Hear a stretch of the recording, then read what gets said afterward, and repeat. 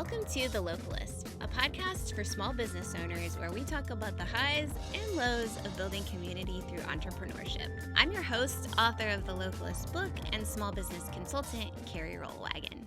The Localist is sponsored by Infomedia, a Birmingham-based digital strategy company where I serve as senior vice president. At Infomedia, we help small businesses get big results online. Our guest today is George Gilliam of Uncle G's Pizza.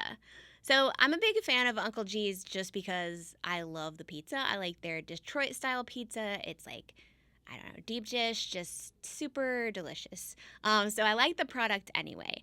But I also wanted to have him on because he has really pivoted a lot with his business. We'll talk more about that on the podcast, but they have a couple food trucks now and they have a takeout location.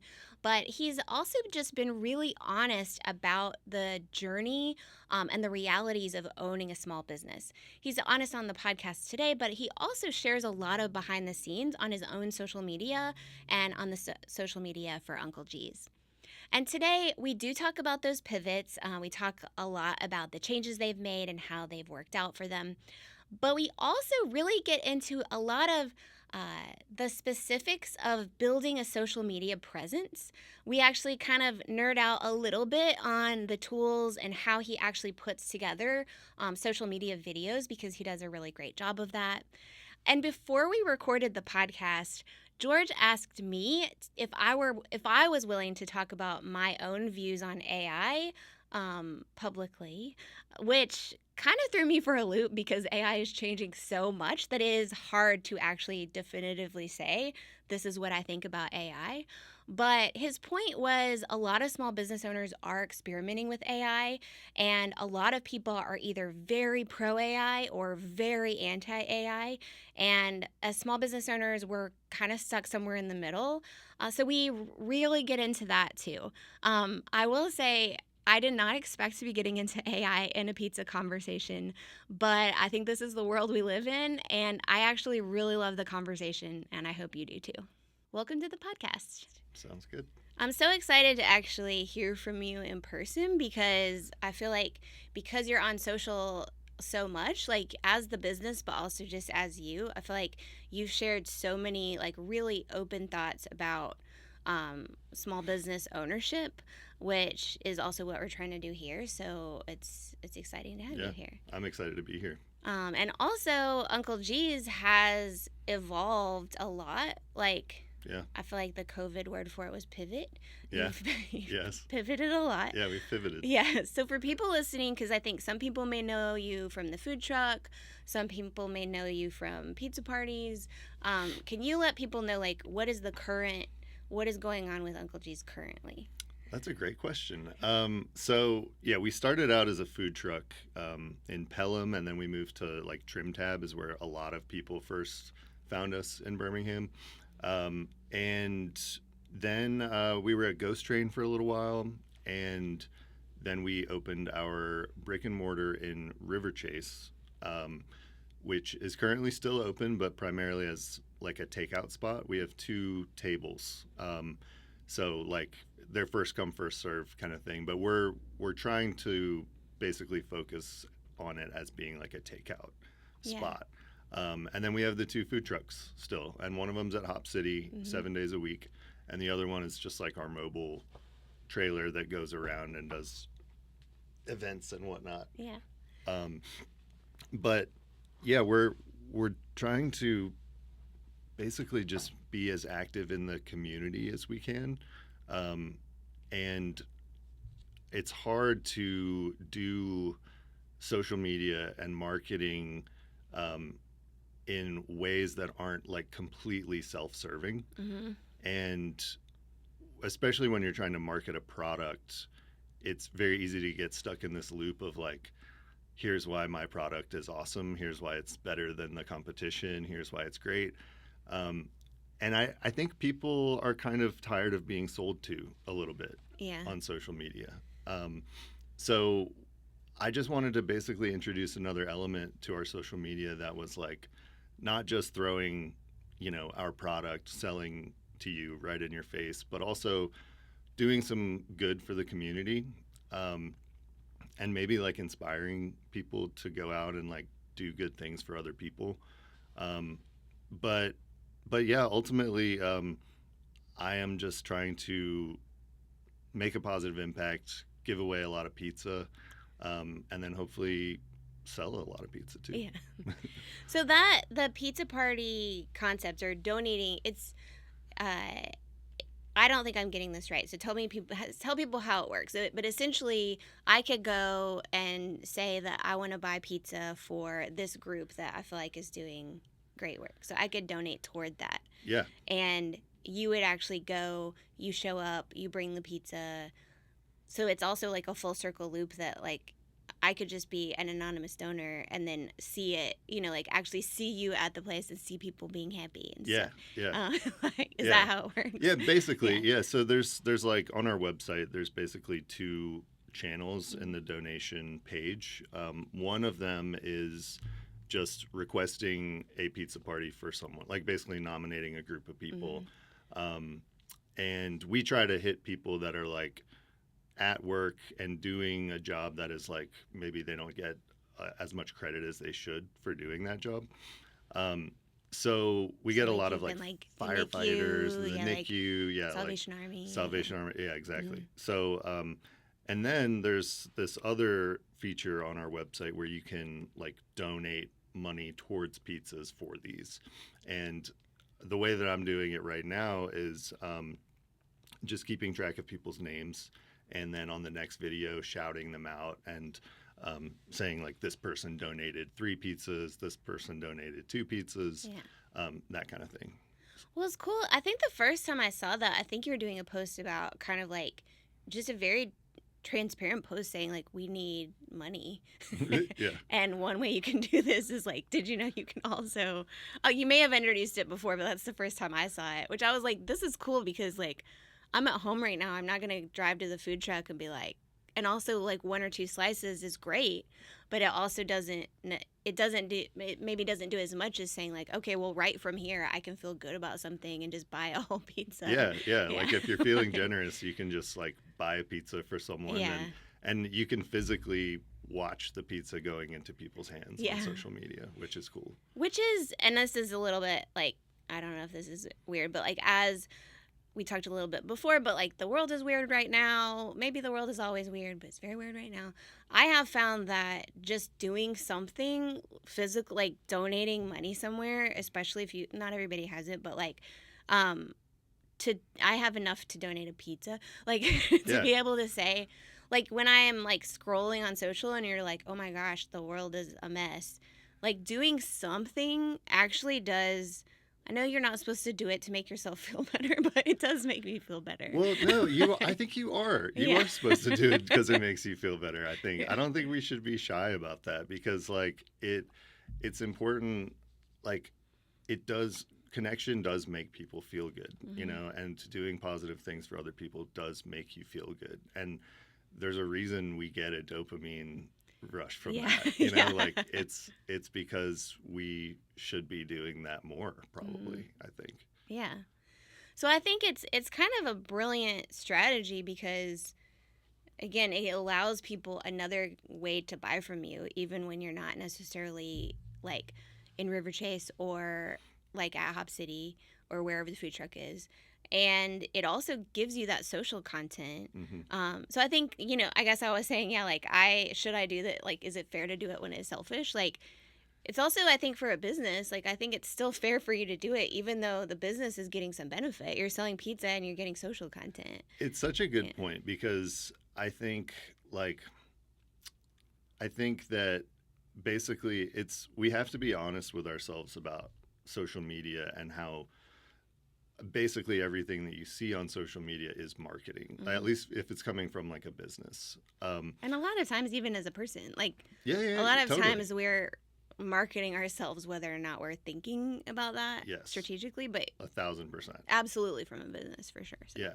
And I don't think that we're ever going to try to pretend that we're not like marketing the business by doing this, and we get people that like comment and say like, stop doing things for clout, just do things from the heart or whatever.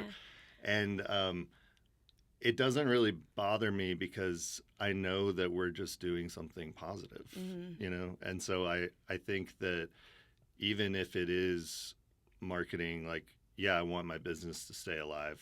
And it looks good for the business, but I want people to know that we're connected to the community in this way, you know, because that's how people support you. Yeah. So like, I think it's all just good. Yeah. You know? No, it's good, and it is really fun to watch too. I mean, because it also, like, the social content does, like you kind of mentioned this before, it feels organic and it feels fun, and it's not like which this has its place too, but not like a very stylized photo of pizza. Right. It also just, that kind of content performs better. I think some of it is because the younger generations, I think, are also wanting more authentic content and being tired of being sold to. Yeah. But also just that's what social media was meant for. So if you're doing something that is more social and is more about connection, that's just going to perform better because that is what the platform is for. Totally. Like, advertising is paying for it. Yeah. Kind of. Yeah. And but it's not like, that's not what it's built for, so it's just not going to perform as well. Yeah. Yeah. No, I completely agree. I think like the videos that we do that like really sort of, there's like a surprise element and people are kind of caught off guard and they're like, wait, what is going on here? Yeah. Those are the videos that perform really well because of exactly what you just said. Like, people want to see, like, most people are just kind of just sitting around scrolling, and people want excitement, you know? Yeah. I think people want to see things that they're like interested in, and I think again, like, if it can be something positive that's not like at the expense of anyone, then it's a good thing. Yeah. I think. Well, another thing you've done is you talk to the audience, like talk to the camera a lot, and I know some of them are from Uncle G's Pizza and some of them are from Uncle G's, like a separate account, but usually as a collaborator post. Yeah. I don't know if you always do that, if that's purposeful. So I guess that's one question, but also it does seem like people are connected to your business because they're connected to you. How have you kind of seen that play out? I have no idea what I'm doing. So, like, I mean, that's the case for, I wouldn't even say small business owners, but one thing I've noticed being in business is I think people think business owners know what they're doing. And I'm like, generally speaking, business owners are just more comfortable with chaos. Yeah. They don't know what they're doing. They're just like, I'm going to jump in and handle it anyway. Yes. Even at the top levels, unfortunately. I think so. Yeah. Yeah. And now we're just kind of, it's a little bit more transparent. Yeah. Yeah. But no, I mean, I am figuring it out as I go, for sure. I feel like social media has been a big part of the business and the business's success since day one, but I don't feel like we really, I never really gave TikTok a fair shot until like within the last year or so, and starting to make short form video content with like TikTok and Reels in mind, as opposed to like before I was kind of more focused on like either messaging or like putting out a beautiful photo of our product. Like, or just messaging something like information. But now getting into like the video editing and like the piecing together things and kind of telling us a little bit of a story is a very fun form of media to me. And I've learned so much in the last year just by like spending time messing around in CapCut, and like hopefully I'm hoping to take like an Adobe Premiere class at some point, because I really want to learn like Adobe Suite stuff. But no, like I am just throwing stuff at the wall and seeing what sticks, you know? Yeah. And like you said, just being kind of comfortable with failure, and like when things don't work out, like hey, Yeah. that's what happened. Well, it's also you kind of have to be okay with that, or it really helps if you're running a small business and also if you're posting on social media. Hmm. Like honestly, both of those things are so much. You can do everything right, quote unquote, Hmm. and sometimes it just doesn't hit. Yeah, You yeah. know.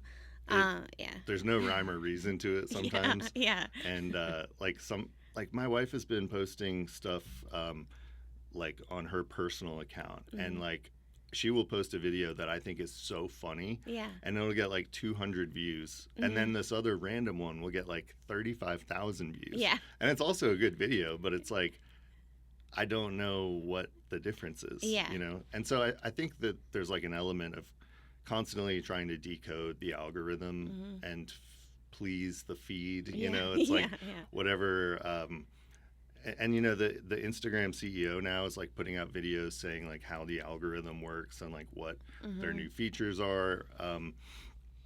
It's there's so much to keep up with, and it's very hard to keep up Yeah. right now. But yeah, I'm trying. Yeah. Well, it's also interesting to know. I mean, I think it's important that you find it fun on some level. Yes. Like, I mean, the way everything is changing, I think is a little bit exhausting, at least for me. But um, making the videos, like the process fun, I think it shows in the videos, The process has to be fun. Yeah. Like if you don't like what you're making, Mm-hmm. then it's probably not going to be that good. Yeah.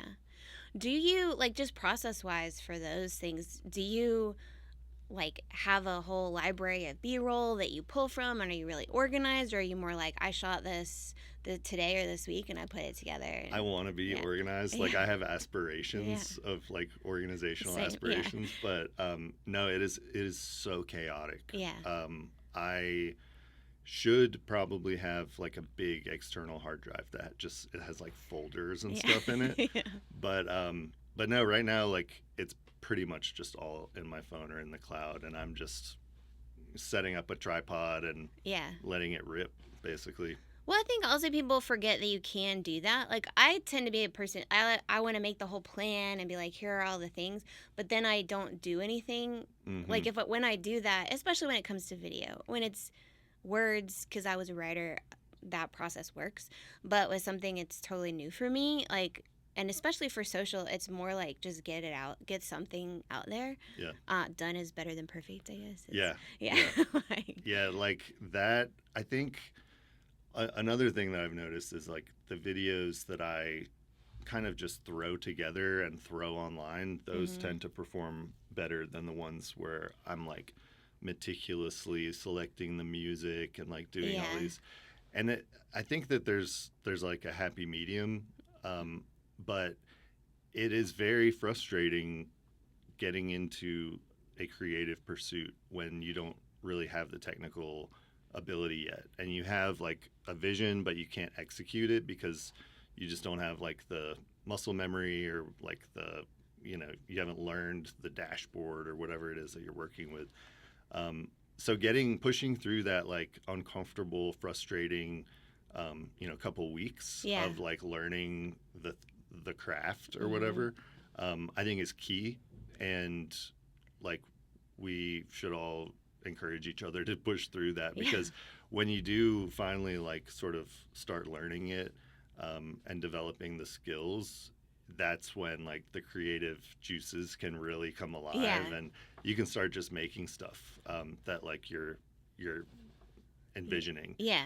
Um, I mean, CapCut was more fun for me after I knew how to use it, the basics, right. and I thought like at least this basic vision I can make come to life. Yes. Instead of being like, why is this not dragging? And like, Totally. why won't this play through? And Yeah. how do I do a voiceover? And that's where I'm at with like Adobe Yeah, stuff. yeah. Like I Mhm. really want to learn it. Yeah. But there's so much like hardware, and Yeah. there's so much stuff that goes into it. So. Yeah. Well, we were talking a little bit before the podcast about AI and like how is that factoring into what you're doing, like maybe with social, but maybe like on the back end of the business, making plans, working on financials, like, or is that something that isn't like it, you're kind of staying away from it? Like where are you as a business on that? Or I would say that I am dabbling in AI and like agentic types of automated stuff in the back end, because I think it's neat technology, and I've always been interested in automation and just kind of making things more efficient. In terms of like data entry, data management, customer information, like all that kind of stuff, AI is extremely helpful. Like just being able to go into Google Sheets and use Gemini, like that's in the Google Sheet, and be like, hey, rearrange this sheet for me and make it this and this. So helpful and saves so much time. Yeah. But in terms of like creative stuff, I haven't found it super useful. I think it can be a very good like brainstorming tool, in terms of creative process. And I don't think that people should be necessarily afraid to use it or feel like it's wrong to use it in that way. I think people are now starting to kind of talk about it because it was sort of a scary thing to talk about, like with I just think back to like the Hollywood like writer strike. That was kind of like the first big like backlash against it, I feel. And it's like I posted like an AI, like maybe like a year and a half ago, like an AI kind of crappy sort of photo thing, and got roasted online by like locals here. And someone messaged me and was like, hey, like you could have gotten like an artist to do this. Like they probably would have even like taken pizza, instead of money. And that got me like really thinking about this whole thing and what's my place in the AI thing, and like, is it bad? Is it good? And I think it is still kind of scary to talk about because like nobody wants to get like canceled or whatever. I think that they're booed at your commencement speech. Yeah, exactly. But like, I think that there are a lot of problems with AI, and I think that the legislation needs to like come down on it a little bit. I think it all needs to be reined in. I think a lot of these like tech CEOs are just out of control. But the technology itself, I think, can be very useful as long as we're like making sure that we're not poisoning our water supply and like building data centers in people's backyards and stuff like that. I think once we get all of that kind of tamped down, maybe beautiful things will happen as a result of this technology, and humans not being so tied down doing like data management and numbers and spreadsheets and stuff, unless you want to, like you're into that and want to do it yourself. But there are a lot of things that I am now able to do with my time that I've gotten back because AI agents are like kind of doing things in the back end for me. Yeah. So before we recorded, you were like, I want to hear your thoughts on it. Like, I thought, oh no. Well, I did a little research on you, and I found I listened to some of your videos and one of your talks, and I thought that you're like one of the first people in a sort of creative space around here that I've heard just kind of openly talk about the potential benefits of AI. And I just thought that was a really interesting position to take, and I want to kind of back you up on it. Well, thank you. I think, well, and I can't even, to some extent, I can't even necessarily take credit for it. Like my background is in writing, so that is very creative, and also one of the first places AI came after, and it still kind of sucks. In terms of like making copy, like it's you can make it sound like you, but it takes a decent amount of effort to train it to do that and to get it to drop the M dashes and all that. Yeah. Really Chat GPT-ish stuff. Exactly. I do think with that, I think agents help a lot. Like, so now I still have personally I have different lines. So what I would do for work is kind of different than what I do personally. So like, for example, I'm working on a novel. I don't use AI with that at all. Even like ideas, whatever. I wouldn't even say that using it for ideas is bad. It's just personally, that's not what I'm trying to do. It's not what you want to do. Yeah. And that's also, I'm trying to discover things about myself by writing the novel. Like, that's part of the point. So that to me is just like pure creative work. And so for me personally, there's a line there. And even with things like the Localist, I've been pretty open about we use it for show notes, for example. But to me, show notes they're never like, that's not the first place people are going. They're listening to the podcast or they're watching clips on social. It's a utility. It's not creative like output. Yeah, exactly. So to me, that's like a kind of perfect use case because that was extremely time consuming. Yeah. We had to pay somebody to do it, or originally somebody was donating their time, but that was a ton of time. And now that seems like a pretty clear, like, I want to be open about it, but. And no one, it's not like anybody is getting laid off because you're using AI for show notes. Yes, exactly. I actually have Hannah, my assistant, is like, works with she probably emailed and invited you on the look list. She actually runs the AI for it. Like, she uses AI to do it, but I don't even do the show notes. She gets the podcast when it's done, the video, makes a transcript with using AI and like runs that through another AI to do the show notes. She's able to do way more better stuff. Yeah. And we would not be able to hire her to do that. Like, if we couldn't pay someone to write the transcript, it's just not something that Infomedia or I could afford to do. Same with show notes. We have pretty detailed show notes now, but that's because it's pulled from the transcript. But I again have been open about that. Social media is a little bit of a blend, so I have found it does a better job when I have an agent that is like, I've trained to try to get it to my brand voice, and also the motivations behind the Localist. So it's like, this might perform, but I would never say this. And then I also I could then feed it like all of like tons of social media captions that I actually wrote, and like just and also examples of other work that I've done, which I actually felt like the most helpful was more like when I just only trained it on social captions and titles and things, it was still actually producing pretty bad work. But when I uploaded my longer form, like, AI already has my book. It's on the list of books it's been trained on, so it doesn't bother me to upload it again. So when I'm training it on a chapter of my book or like an essay that I wrote, it actually understands better what I'm going for and can write better social captions. Yeah, because it has more data to pull from and more, it can just kind of connect more dots. Yeah. But I use it it'll give me like 3 ideas for each caption for a reel, but I still honestly rewrite them anyway. Like, it doesn't ever get it to where I'm like, this is perfect, sounds exactly like me. Right. I still think it's cheesy, but it's better.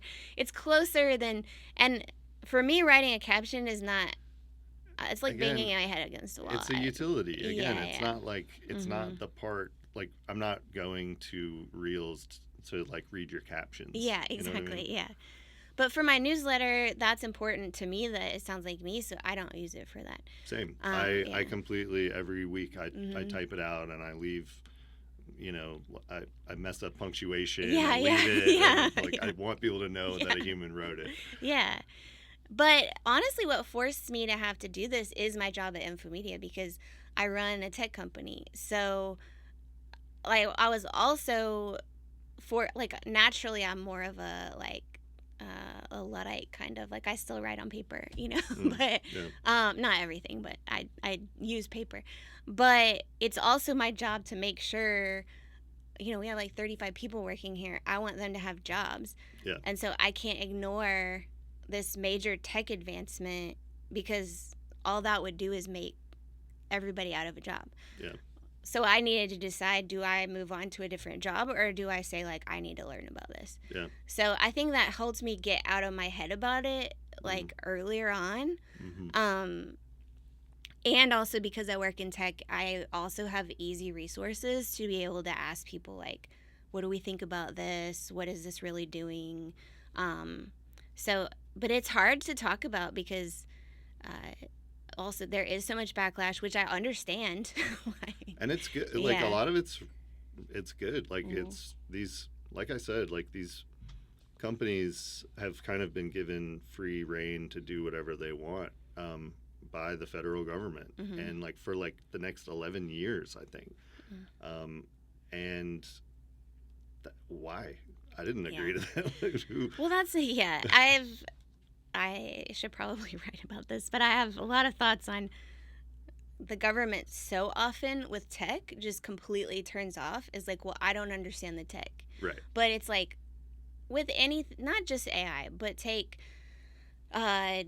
businesses not having to pay sales tax for years and years, like Amazon going for years without paying sales tax because it was an e-commerce business, so they acted like they could not possibly understand an e-commerce business. Right. Well, that was ridiculous. You didn't have to understand the way a server works to understand that a business should pay taxes.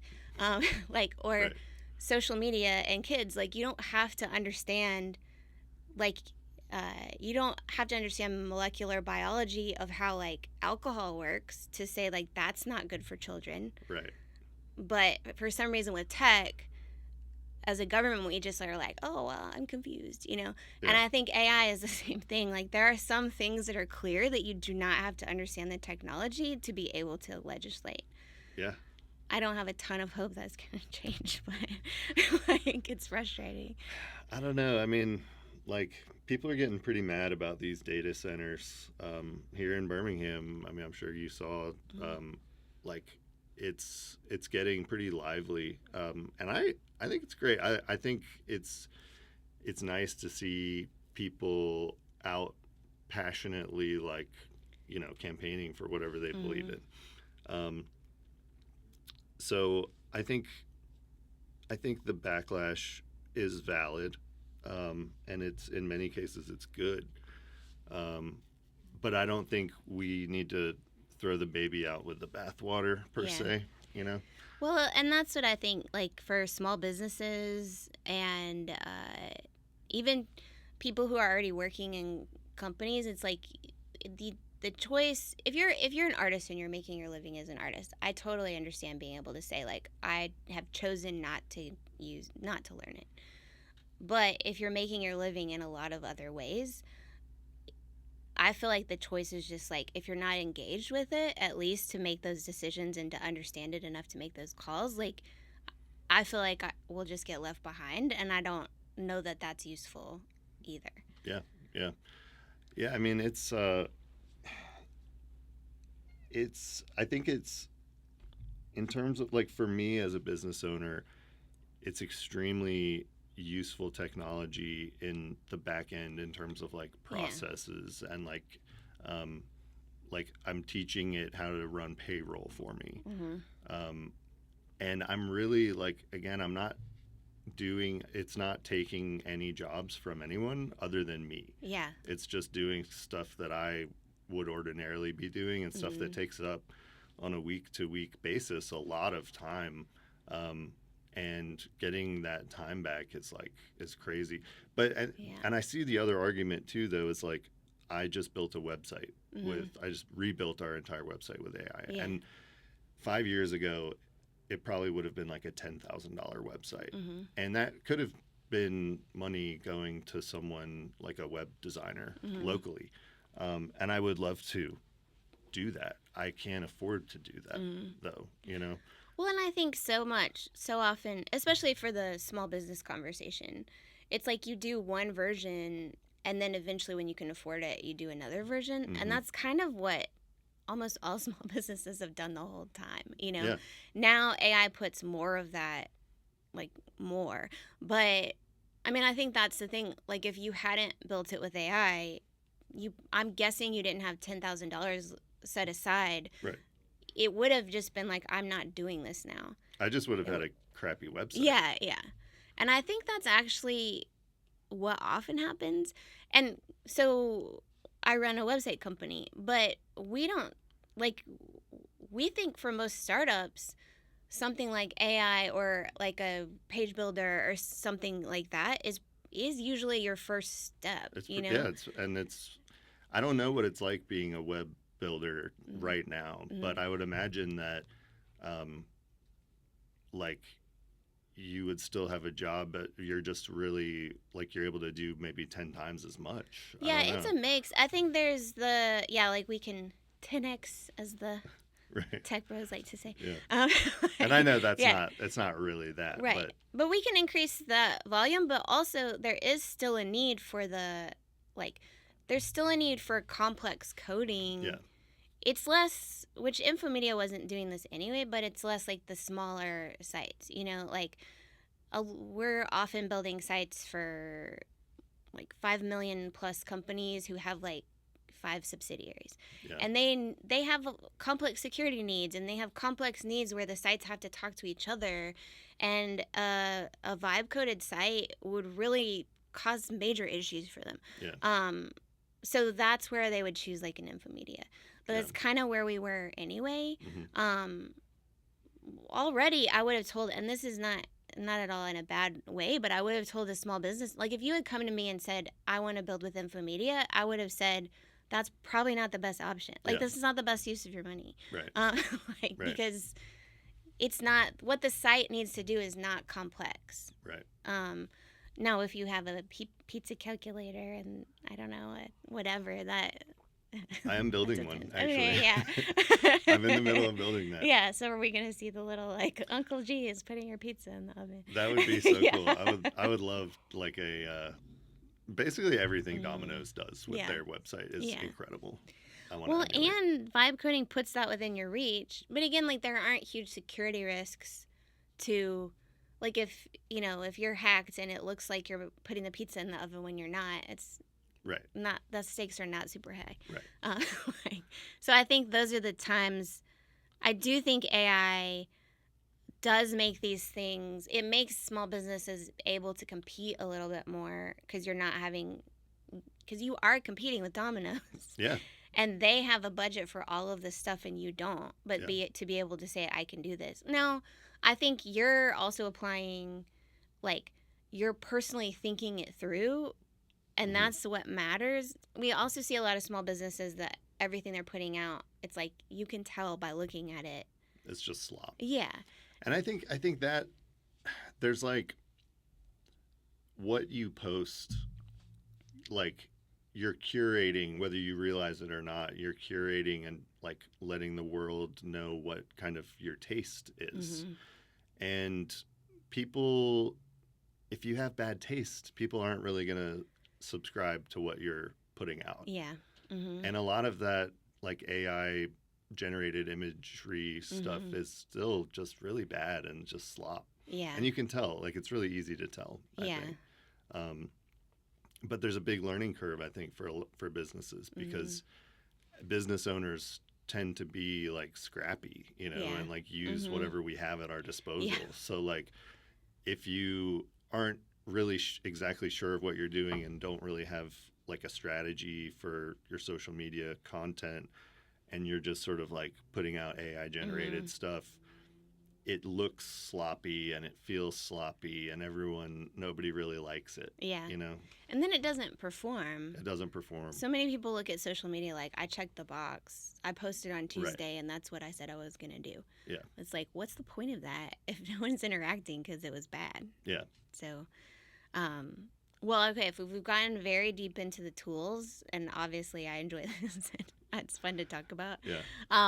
But I want to make sure we get to some other things. The biggest questions I asked a lot of people at work, like, we're having Uncle G's on, or what do you want to talk about? And they asked about the tattoo promotion. Oh, really? Okay. So, and it was actually already on my list, but are you still doing that? And if not, like, tell people what it was. Yeah. So basically, I'll say I stole this idea from a music venue that I worked at in Virginia Mm-hmm. called the Camel, and they had like this stamp that they would stamp on your wrists whenever you went into the show, and it was like this big camel. And the owner said if you get that camel tattooed anywhere on your body, then you get in to shows for free for Yeah. the rest, just for life. And I thought that was so cool because it just it's a really like tangible way for people to support you and be connected to you, and it's just kind of fun. I don't know, like Yeah. it's just a cool thing, and people are very excited. Like people really feel like they're getting like the better end of the deal with it, and they probably are if they're like really taking advantage Yeah. of it, like a slice a day. Yeah. But So you get a slice a day a slice a day for life. for life. If you have, is it Mr. Pep? Is it the pepperoni? The King Pep, yeah. King Pep, okay. Yeah, Yeah. yeah. This, which is an anthropomorphized pepperoni. Is that Yes, right? yes, yeah. Did Andrew Thompson do your branding? Or Yes, who did he did. Okay. Yeah, but it was King Pep was I can't remember the guy's name, but he was a Samford student. Stalkup. Maybe was Jacob. or Noah, maybe? Noah. Or It was Noah. Noah Stalkup? Noah, Okay, Noah, yeah, we'll yeah. get there. He did, so my husband owns Om Jiu-Jitsu, and Andrew did our branding, and we have some little, like a little electric eel and a little cool. skull, and I think I've Noah seen did it. those too. Yeah. Okay. Yeah. Nice. Yeah, he's incredible. Mhm. When I saw it, I was like, yes. Yeah. Yeah. You nailed it. I mean, it's adorable. It's a jaunty little pepperoni. Yeah. Yeah. And I figured Andrew figured out how to get a GIF into Instagram's like whatever it's called, the like repository. Oh, of, and you can do like a little and you can- emoji or something on yeah, a like story. a sticker, Yeah, and you can put it in, so yeah. it's like an animated one of him. Yeah, yeah. And it's like his crown like bounces as Yeah. he's like walking.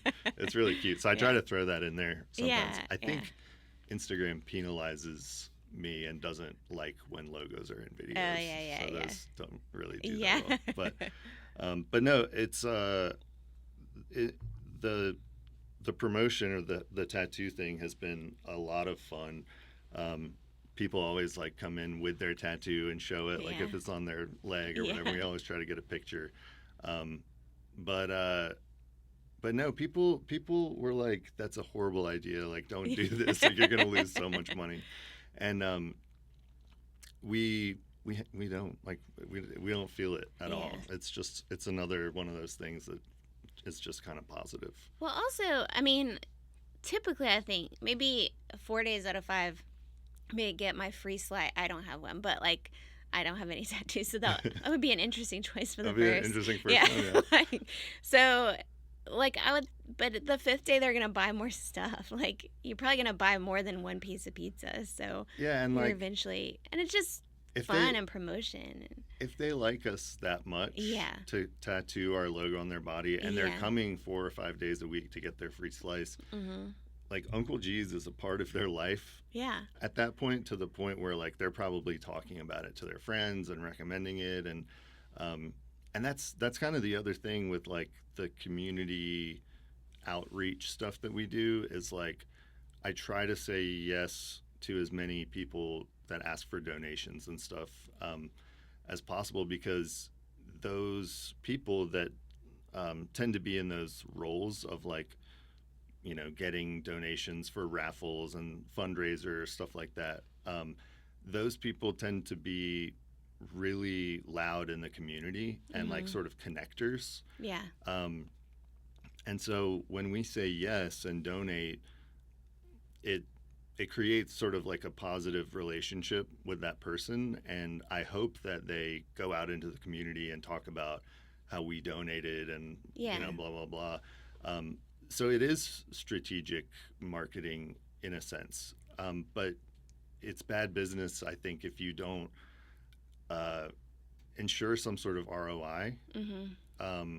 And I think it can be good business and like good for people at the same time. Yeah. Well, it seems like that's a lot of what you do. Even So do you use the Riverchase location once you kind of went to takeout only? Are you using that as a commissary? Yes. So can you tell people what that is and Yeah. what you do there? So the Riverchase store is pretty big. It's like 4,200 square feet. So it's a very big space. Yeah. Honestly, too big for us. I probably shouldn't have ever signed that lease, but we've made it work, and it works well for us because it's able to serve as sort of like the home base hub for our food trucks. We sort of have like with the three locations, the Riverchase store and 2 food trucks.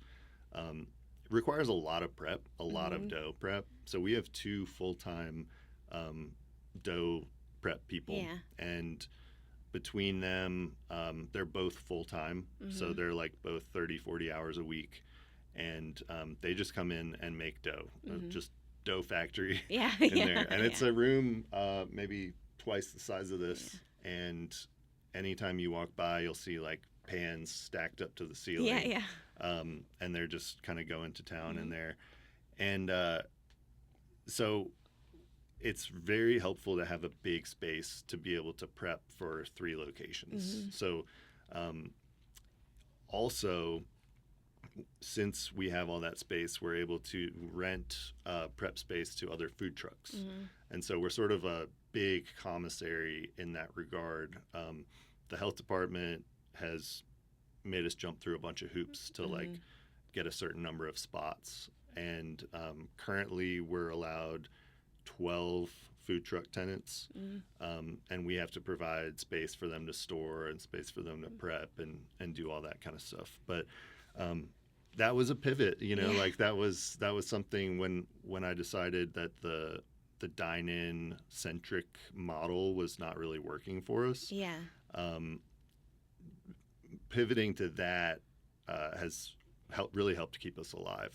And it's also been one of those things where it's like we're providing a service that's really needed right now. Like there should be more commissaries. Well, and that's what we had people even at Church Street using like our prep kitchen like on off hours, because it is actually, and I think this is still true, but especially at that point, it's so hard to find a place in Birmingham where, and I don't think people kind of have the dream of like, oh, I make this in my kitchen and then I have maybe a truck or maybe I don't, but you can't make stuff in your kitchen.